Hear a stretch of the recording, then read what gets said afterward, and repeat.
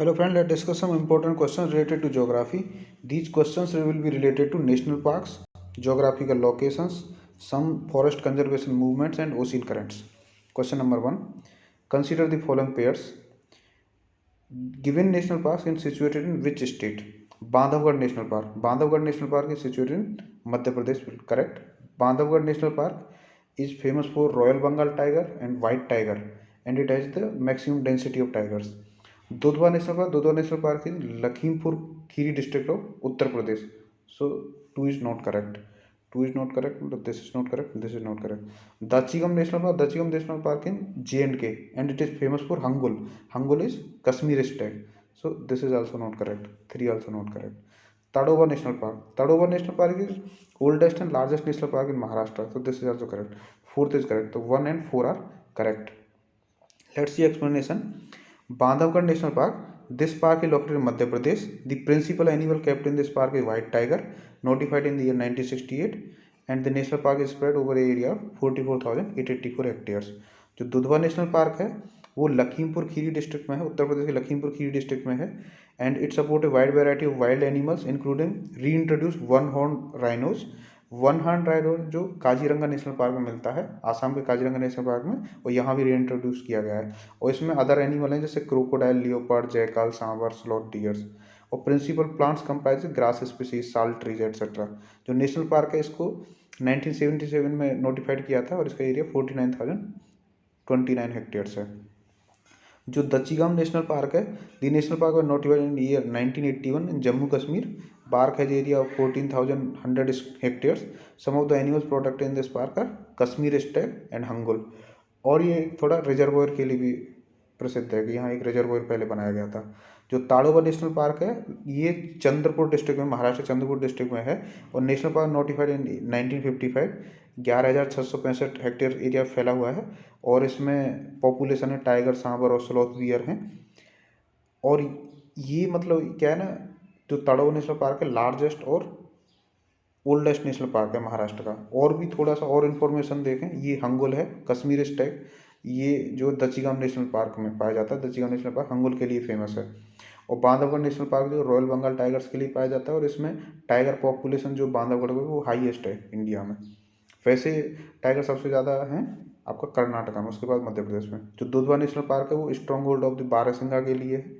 Around half of the world barasingha are present in Dudhwa national park. जो ताड़ोबा अंधेरी national park है ये महाराष्ट्र में, महाराष्ट्र का ओल्डेस्ट और लार्जेस्ट नेशनल पार्क है. अभी चलते हैं next question. Consider the following ocean currents. Ocean currents में अभी हमें ये बताना है कि कौन सी ओशियन करंट कोल्ड करंट है. यदि हम नॉर्थ अटलांटिक ड्रिफ्ट की बात करें तो नॉर्थ अटलांटिक तो आपका वार्म करंट है. ओएसयू करंट ये कोल्ड करंट है. कैनरीज करंट कोल्ड है. कैलिफोर्निया करंट भी कोल्ड है. और ये अलास्का करंट वार्म करंट है, क्योंकि ये जो नॉर्थ अटलांटिक ड्रिफ्ट ऐसे जाती है, एक ऊपर निकलती है तो अलास्का करंट, और जो नीचे की साइड पहले आती है रेनन करंट. रेनन करंट आपको गर्म जलदार रहती है. और फिर ये जो कैलिफोर्निया करंट रहती है जो यूएसए के ईस्ट साइड में फ्लो होती है, वो आपका कोल्ड करंट है. तो 2, 3 एंड 4, 2, 3 एंड 4, तो इसका डी ऑप्शन करंट है. और ओशियन करंट के बारे में यदि देखें, जब ओशियन करंट दो प्रकार की होती हैं, कोल्ड करंट और वार्म करंट. ये ऐसे इस साइड चलती हैं नॉर्दर्न हेमिस्फीयर में, और इस साइड ऐसे फ्लो करती हैं. तो देखो जो करेंट्स हैं वो नॉर्दर्न हेमिस्फीयर में क्लॉकवाइज फ्लो करती हैं, और साउदर्न हेमिस्फीयर में एंटी क्लॉकवाइज फ्लो करती हैं. जो करंट इक्वेटर से चलती हैं वो वार्म करंट रहती हैं, जो पोल से चलती हैं वो कोल्ड करंट रहती हैं. देखो कोल्ड करंट है आपका जैसे वेस्ट विंड ड्रिफ्ट, हम्बोल्ट या पेरू करंट ये, और ये California current, कैनरीज current, OSU current, Labrador current और फॉकलैंड करंट. जैसे एक ट्रिक थी, हम बोले ग्रीन बगुला केला क्यों फेंक रहा है. हम्बोल्ट करंट, ग्रीन बगुला बेंगुएला करंट, केला कैनरीज करंट, क्यों क्यूरिसियो करंट फेंक रहा है, ये फॉकलैंड करंट. और वार्म करंट में आपका जैसे Gulf Stream current, North Atlantic drift, Alaska current, Kuroshio current, Agulhas current, Brazilian current, North Equatorial current और साउथ इक्वेटोरियल करंट. ये जो दिखाया गया है ये आपका साउथ पैसिफिक ओशियन में. देखो साउथ पैसिफिक ओशियन कैसे वार्म करंट रहती है, north Equatorial current. North Equatorial current जब आगे चलती है फिर ये ऐसे जब मुड़ती है और ऑस्ट्रेलिया के ईस्टर्न साइड से फ्लो होती है तब इसको बोलते हैं east Australian current. East Australian current एक वार्म करंट है। फिर इसके बाद इधर से ये वेस्ट विंड ड्रिफ्ट आ रही होती है पोल साइड से, तब ये कहलाती है south Pacific current. South Pacific current एक कोल्ड करंट है। और फिर जब ये साउथ अमेरिका के ईस्ट कोस्ट से होकर जाती है तब इसको बोलते हैं हम्बोल्ट करंट या पेरू करंट। ये एक कोल्ड करंट है, इसी की वजह से यहाँ चिली और इसमें ये डेजर्ट बने हैं। तो ये हम्बोल्ट करंट या पेरू करंट जो साउथ अफ्रीका के ईस्टर्न कोस्ट से फ्लो होती है एक कोल्ड करंट है, ये साउथ पैसिफिक में। और आगे देखें पैसिफिक ओशियन में नॉर्थ साइड में यदि देखें, ये रहती है आपकी उत्तर विषुवत जलधारा, आपका north Equatorial current. North Equatorial current जब आगे बढ़ती है तो ये कहलाती है क्यूरोसियो करंट। क्यूरोसियो करंट एक गर्म जलधारा है। क्यूरोसियो करंट आगे बढ़ती है, ये जापान के तट पर पहुंचती है, तभी ऊपर आर्कटिक साइड से एक जलधारा आ रही होती है क्यूराइल जलधारा। क्यूराइल जलधारा क्या है आपका, ये ठंडी जलधारा है। ये क्यूराइल जलधारा दो पार्ट में डिवाइड होती है, यहाँ से सुसीमा जलधारा और एक होती है ओयोसियो जलधारा। जब क्यूरोसियो जलधारा और ओयोसियो जलधारा आपस में मिलती हैं तो एक वार्म करंट और एक ओशियन करंट, तो यहाँ फॉग का निर्माण होता है। और ये यहाँ मरीन प्रोडक्टिविटी ज़्यादा होती है क्योंकि यहाँ फिशेज़ के लिए टेम्परेचर और प्लांकटन अवेलेबल रहते हैं। तो ये मछली उत्पादन के लिए प्रसिद्ध प्लेस बनता है ये जापान का कोस्ट, जहाँ क्यूरोसियो करंट और ओयोसियो करंट मिलती हैं। अभी जब ये क्यूरोसियो जलधारा आगे बढ़ती है तो ये उत्तरी प्रशांत जलधारा कहलाती है, north Pacific current. North Pacific current फिर यहाँ से दो पार्ट में डिवाइड होती है, एक ऊपर की साइड निकल जाती है तो उसको बोलते हैं अलास्का करंट, और जब एक नीचे आती है उसको बोलते हैं रेनन करंट। रेनन करंट और थोड़ा सा आगे मिलकर भी बनती है कैलिफोर्निया जलधारा। कैलिफोर्निया जो जलधारा है ये उत्तरी अमेरिका के पूर्वी सिरे पर फ्लो होती है और ये एक ठंडी जलधारा है। और यदि देखें अटलांटिक महासागर में, देखो अटलांटिक महासागर में कैसे, जैसे अटलांटिक महासागर में ये आपकी उत्तर विषुवत जलधारा है north Equatorial current. North Equatorial current जब आगे बढ़ती है तो ये दो पार्ट में, ये कैरिबियन सागर के पास दो पार्ट में टूटती है। एक साइड तो ये है जो गल्फ ऑफ मैक्सिको में चला जाता है, फिर गल्फ ऑफ मैक्सिको में चला जाता है और ऊपर की साइड ये फ्लोरिडा के पास से होकर गुजरता है तो इसको बोलते हैं फ्लोरिडा जलधारा।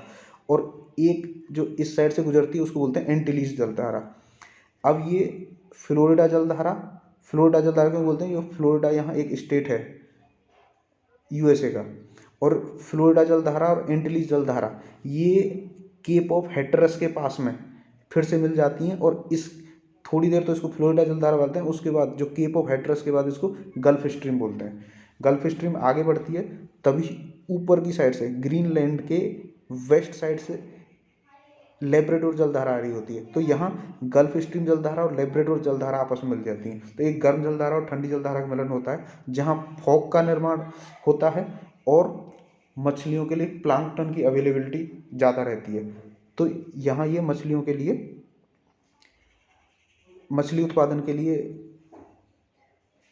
सूटेबल कंडीशन अवेलेबल करवाता है। अब ये गल्फ स्ट्रीम जब आगे और बढ़ती है तो ये नॉर्थ अटलांटिक गायर कहलाती है, नॉर्थ अटलांटिक प्रवाह। नॉर्थ अटलांटिक प्रवाह यहाँ से फिर से दो पार्ट में टूटता है। इधर जो जाती है एक इर्मिंगल जलधारा जाती है, फिर इधर से एक जो जाती है वो नॉर्वेजियन करंट जाती है। जब इधर से आती है तो रेनन जलधारा, और फिर इधर से आ जाती है तो इसको केनरी जलधारा बोलते हैं। तो जो केनरी जलधारा है ये अफ्रीका के ईस्ट कोस्ट में फ्लो करती है। यदि और अच्छे से देखें इधर मैप में देखते हैं, ये जो नॉर्थ इक्वेटोरियल करंट थी ये दो पार्ट में टूटी थी। ये जो गई थी आपका फ्लोरिडा जलधारा, ये इधर गई थी एंटिलीज जलधारा, ये हैटरस के बाद दोनों मिली तो गल्फ स्ट्रीम, ऊपर से आई लेब्राडोर जलधारा तो यहाँ फॉग क्रिएट हुआ। फिर इधर से आती है ईस्ट ग्रीनलैंड करंट, अच्छा यही गल्फ स्ट्रीम इसको नॉर्थ अटलांटिक ड्रिफ्ट बोलते हैं, और ये आगे निकल जाती है तो नॉर्वेजियन करंट बोलते हैं। और फिर इसका एक पार्ट इधर आता है ये रेनन जलधारा, और थोड़ा सा आगे बढ़ के इसको बोलते हैं कैनरीज करंट। कैनरीज करंट ये अफ्रीका के ईस्ट कोस्ट पर फ्लो करती है, कोल्ड करंट है और यही डेजर्ट्स के लिए रिस्पॉन्सिबल है। अभी चलते हैं नेक्स्ट क्वेश्चन। नेक्स्ट क्वेश्चन है कि with reference to the Indus river system consider the following statement. Indus river system जो है, इंडस रिवर सिस्टम की जो 5 सहायक नदियां हैं चिनाब, झेलम, सतलज, रावी और व्यास, अब इनमें से पूछा है कि भाई, पहला क्वेश्चन है कि Chenab is the largest tributary of the Indus. बिल्कुल करेक्ट है, चेनाब सबसे बड़ी ट्रिब्यूटरी सहायक नदी है इंडस रिवर की। Jhelum meet Sutlej near Harike. जो झेलम है, झेलम चेनाब की सहायक नदी है। झेलम चेनाब को मिलती है झांग डिस्ट्रिक्ट में, ये सतलज से नहीं मिलती है। और सतलज से जो हरके में मिलती है वो ब्यास नदी मिलती है, तो ये इनकरेक्ट है। रावी फ्लोज थ्रू श्रीनगर पास से थ्रू दूर, ये करेक्ट नहीं है। देखो, जो ये रावी नहीं है, रावी तो हिमाचल प्रदेश के रोहतांग पास से ओरिजिनेट होती है। झेलम रिवर है, झेलम श्रीनगर के थ्रू फ्लो होती है और ये वूलर लेक से पास करती है। तो 2 और 3 करेक्ट नहीं है, 1 इज करेक्ट, तो इसका ए ऑप्शन करेक्ट होगा।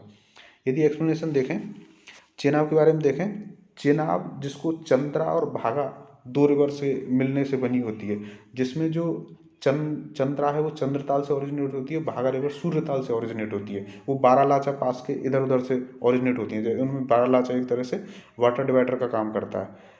और ये जो चेनाब है ये लार्जेस्ट ट्रिब्यूटरी ऑफ इंडस है।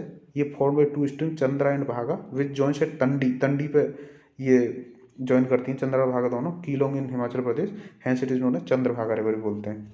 अच्छा, जो झेलम था, Jhelum rises from a spring at Veerinag, situated at the foothills of Pir Panjal in the southeastern part of Valley of Kashmir. It flows through Srinagar and Wular Lake before entering Pakistan through a deep gorge.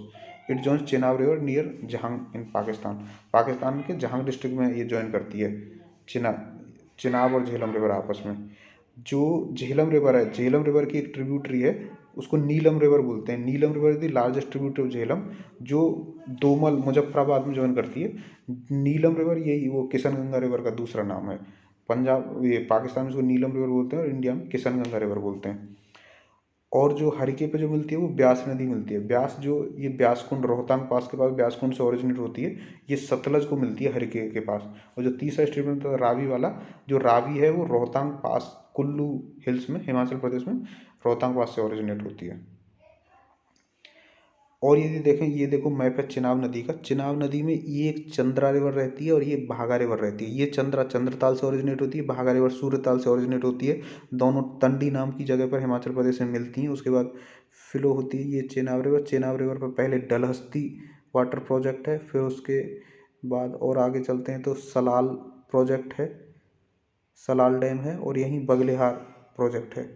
और फिर ऐसे ही पाकिस्तान वो Jhelum river के साथ मिल जाती है। देखो, सबसे वेस्टर्न मोस्ट रहती है आपका इंडस रिवर, फिर आपका वेरीनाग से ओरिजिनेट होती है झेलम रिवर, फिर आपका चिनाब रिवर, रावी रिवर और व्यास रिवर, और फिर ये सतलज रहती है जो मानसरोवर पास से ओरिजिनेट होती है। फिर पांचों मिल जाती है, पंचनद मिल जाती है, पंचनद बन जाती है, और फिर ये इंडस में मिल जाती हैं जो आपका अरब सागर में ड्रेन करती है। चिनाब और झेलम जो मिलती थी वो ट्रिमू में मिलती हैं, empties into Sutlej river. Sutlej river Indus की ट्रिब्यूटरी, और चिनाब नदी की जो लंबाई है वो 974 किलोमीटर है।